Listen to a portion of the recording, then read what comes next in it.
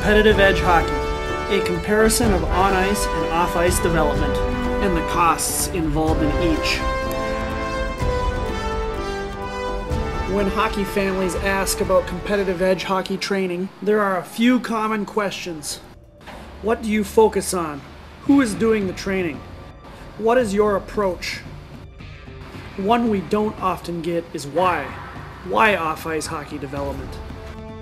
A critic might say it's just to promote fancy new gimmicks. Or maybe it's influence from other sports where cross-training is common. But no, the real driving force behind off-ice skill development is simple hard economics.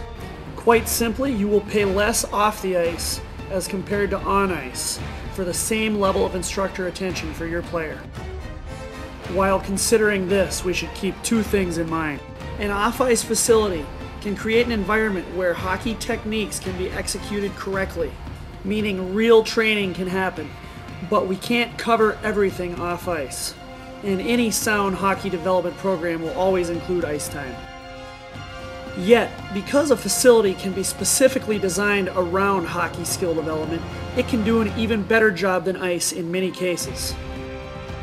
Focusing back on the economics, let's look at a one-on-one scenario.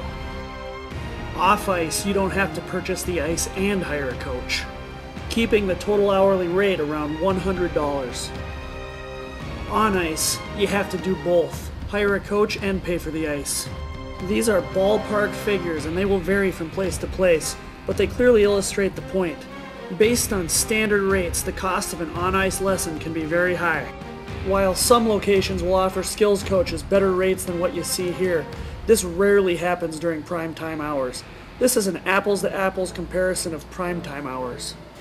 Rinks sometimes get creative to offer better one-on-one rates than these, but off-ice always has the advantage in this area. What is behind this advantage for off-ice? To get a feel for that, let's look at the startup costs for each scenario. In short, they cannot be compared. The cost to build out a state-of-the-art off-ice facility is around $250,000. Putting down a sheet of ice and all that goes with it can be around $1.5 to $2 million. Plus, you have far greater ongoing costs of refrigeration and maintenance. There is no comparison, and this cost difference is passed on to the customer. Now let's look at group format training as a final example of how this plays out for the end user.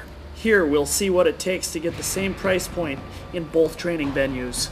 Let's assume we have a group of 4, one instructor, and the same $100 fee for the coach. Players wind up paying $25 each for this group of 4 off-ice format. On the ice, $25 each doesn't get us close, with only 4 players. 5 is slightly better. 6 is slightly better yet.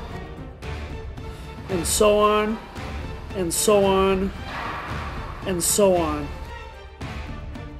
When we get to 10 skaters, we are getting close. Finally, when we get to 11 skaters, we're able to match the price point we would find with 4 skaters in an off-ice session. But even this isn't a fair comparison. First, it's far harder to coordinate 11 schedules than 4, and it's harder to find 11 skaters who need to work on the same things.